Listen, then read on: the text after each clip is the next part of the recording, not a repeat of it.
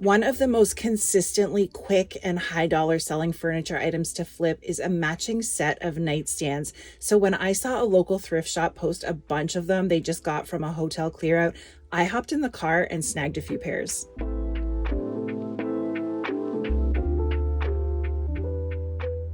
When it comes to flipping or refinishing furniture for a profit, you can never go wrong with a matching set of nightstands.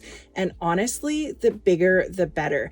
Today's beds are higher. A lot of people have larger bedrooms. And for those looking to purchase secondhand refinished furniture pieces, finding a matching set of anything can be tough. These guys are from a local hotel that's renovating all their rooms and getting new furniture. So they donated their old stuff to the Habitat for Humanity restore. I ended up paying $60 a piece for these, which is probably at the top of what I'd want to pay, but I know my return on investment is guaranteed. The top panels are a plastic laminate, and the rest is a mix of solid wood and veneered panels with this outdated red cherry stain. The burl wood panel on the drawer fronts is really pretty, so I think I'm going to try and keep that, and I don't see any reason to swap out the handles. They fit the traditional style well, so I should be able to reuse them.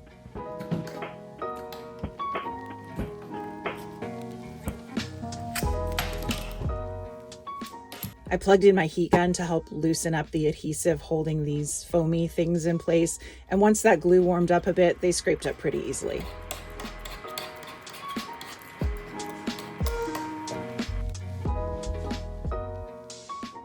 Next, the drawers needed to come out. Oh, gum. Why is there always gum? This seemed like the perfect time to put on some gloves.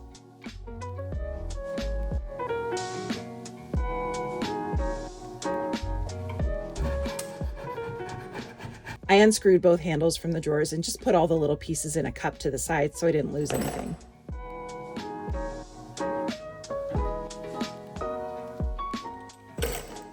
The first step in any furniture flip is a really good and thorough cleaning. It is so important to remove any grease or grime from the surfaces. One, because it's gross, and two, because you don't want to accidentally grind any oils or waxes from furniture polishes or people's dirty hands down into the surface where it can get trapped and actually repel any new finish that you try and put on top from sticking. This cleaning time also gives me a chance to run my eyes and my hands over every inch so I can find any little hidden repairs that might need my attention and make sure that my finished product is the best it can be.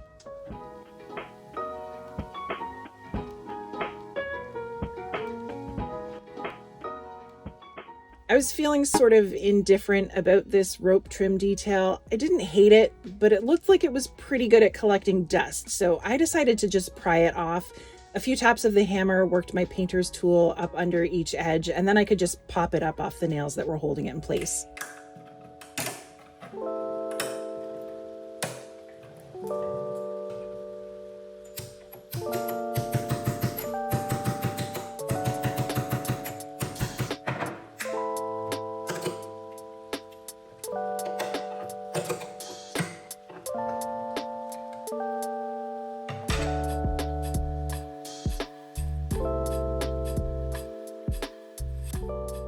I went over this strip quickly with my sander to smooth out any rough patches where there was a little bit of wood glue, and then grabbed some heavy-duty epoxy-style wood filler to fill in the nail holes, a chunk of damaged veneer, and the bare wood grain where there was none of the same original finish as the rest.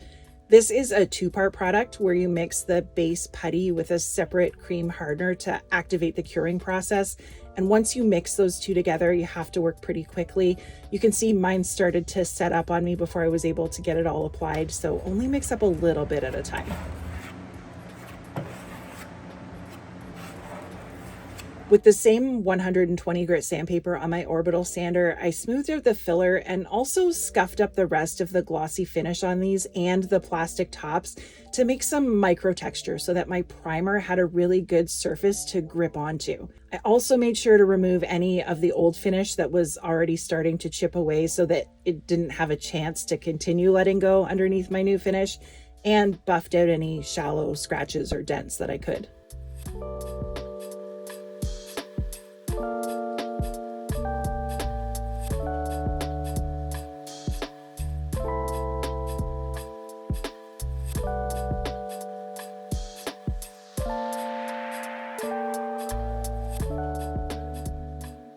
To make sanding these curvy and detailed edges easier, I switched out my sandpaper for a squishy Pro Foam abrasive pad from Surf Prep so that I could roughen these up without accidentally grinding any of the detail flat. And they make these to fit on any orbital or mouse sander, so you don't have to have a whole fancy Surf Prep sanding system to take advantage of these things. With all that sanding done, I sprayed each surface down with a mix of water and denatured alcohol to pick up all the dust I'd created on a microfiber rag. The water helps grab the particles and the alcohol just helps it dry faster.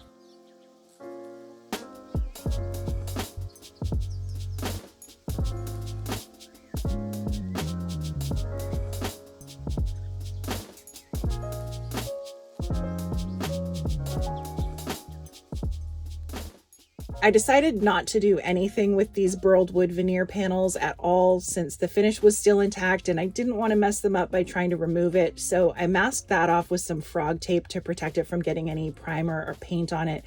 And then I wrapped the rest of the drawers with some paper to keep them clean as well.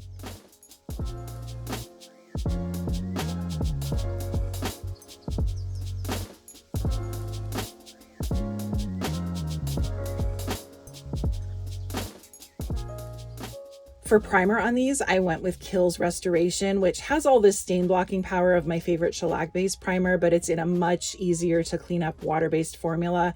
And since I knew that I wanted to paint these tables in a dark color, I asked the paint associate at Home Depot to tint the primer for me. There's not a ton of extra room in the can to add colorant to it though, so it's just barely gray and probably won't make a difference at all. Once I'd filtered some of that into my pneumatic spray gun, I put on my respirator, hooked the gun up to my air hose, and tested out all the spray settings on a piece of cardboard to get things dialed in. And if spraying isn't a good option for you, please don't let that hold you back. You can absolutely get fantastic results by brushing or rolling the old-fashioned way too. It just takes a bit more time. The primer is serving a few different functions. It's going to seal up any porous areas like the filler so the paint doesn't absorb into that and dry differently. It's going to block in any of the cherry red stain that's notorious for bleeding up through new paint and discoloring it. And it's also going to make a nice strong bond to the substrate so the paint has a nice stable surface to sit over top of. This stuff takes about an hour to dry, so once the first coat was ready, I came back to see how things were looking.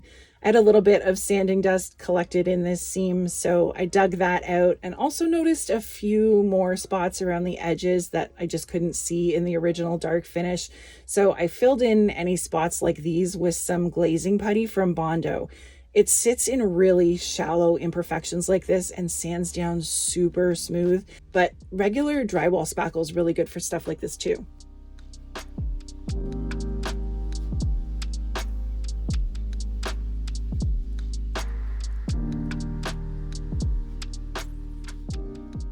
Once that was dry, I went over every surface again with my sander to smooth it all out and then sprayed on another layer of primer to seal it all in.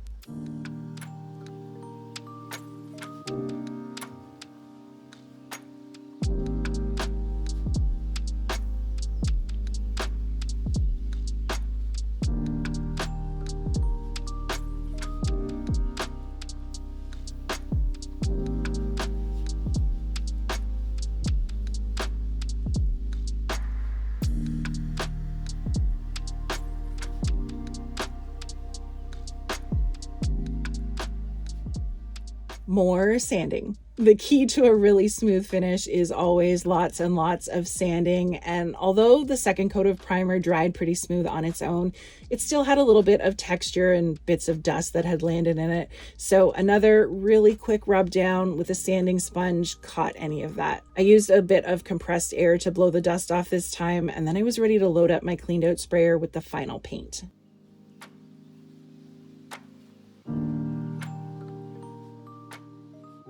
I picked up a quart of Sherwin-Williams Emerald Urethane enamel in their satin sheen and the color Caviar, which is about the truest black they carry. This paint is a super durable water-based enamel that's been designed to take a pretty decent beating from regular wear and tear and cleaning, and is rated for interior or exterior surfaces and is going to be perfect for this application. And again, If spraying isn't your thing, you can brush or roll it too. Same procedure. After filtering about a pint of this into my gun, I adjusted all the settings until I was happy with the flow. This is a bit thicker than the primer was, so I definitely needed to open things up a bunch to get it to come out of the nozzle nicely. But once I was happy, I moved over to the tables. And oh my gosh, that sunlight really picks up all the overspray. Those are teeny tiny paint particles that are being blasted out and drying before they hit the surface. So they'll just hang out in the air for a few seconds, and whatever my ceiling mounted air filter doesn't catch will just fall to the floor as dust. But yeah, that sunlight makes it look so much worse than it really is. Here's not directly in the sun. No spooky, smoky mist.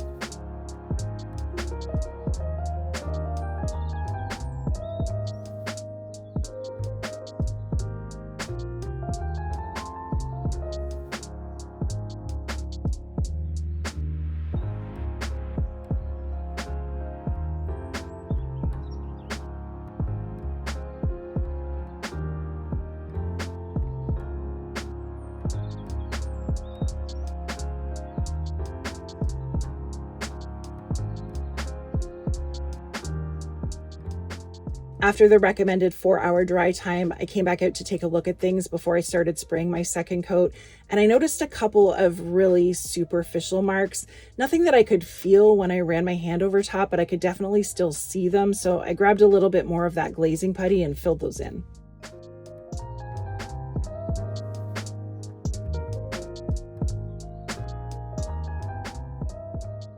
That took about 10 minutes to dry, so I popped my respirator back on, sanded those spots flush, and went over the rest of the surfaces again to catch those pesky dust bumpies that had dried in my finish, cleaned off the mess again, and sprayed on my second coat of paint.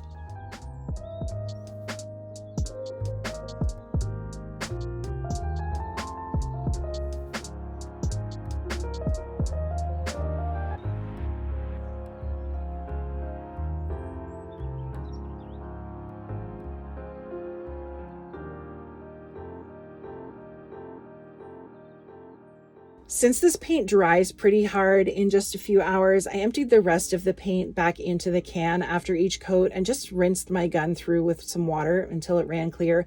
Most of the time, I will leave my sprayers loaded with whatever paint or top coat I'm using and just pick off whatever little paint scab dries over the tip before starting on my next coat. But I didn't want to risk having this specific paint start to gel up and form a clog inside the gun because I've had that happen in the past and it's not fun.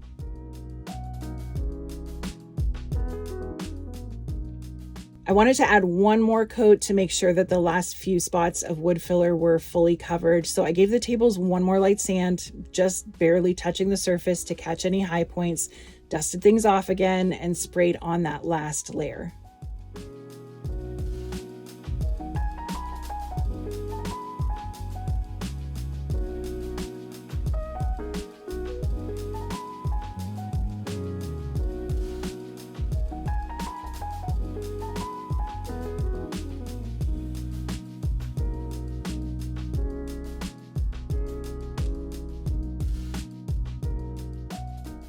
Once that was finished, I reeled up my air hose, cleaned out my gun for the last time, and called it a night.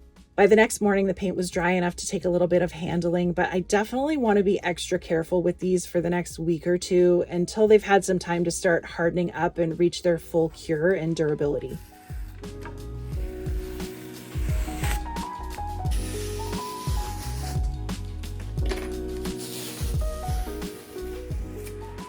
These bale pulls are just some cast metal, not real brass or anything fancy, but they definitely needed a deep clean, so I mixed some Barkeeper's Friend and water on an old toothbrush to scrub them down. Once they were dry, I used a small brush and some antique gold rub and buff to bring them back to life. I like using this stuff because I think it looks a bit more authentic than metallic spray paints most of the time, and I feel like I've got better control over how much I'm putting on. I like to leave a little bit of the original tarnish and patina showing through too.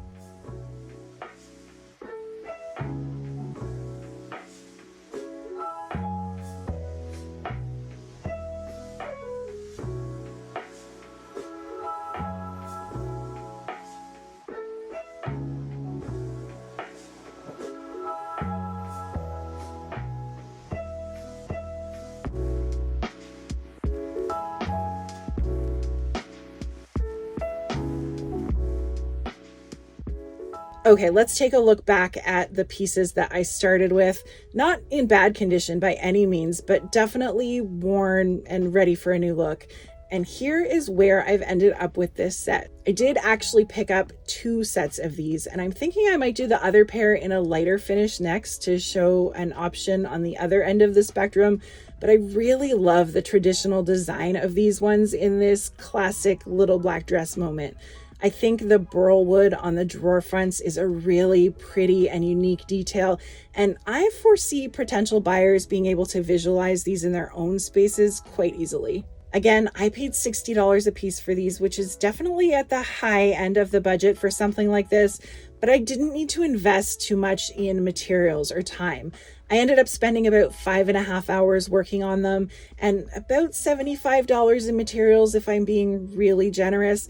But I knew my return on investment would be guaranteed for a large, solid set like these.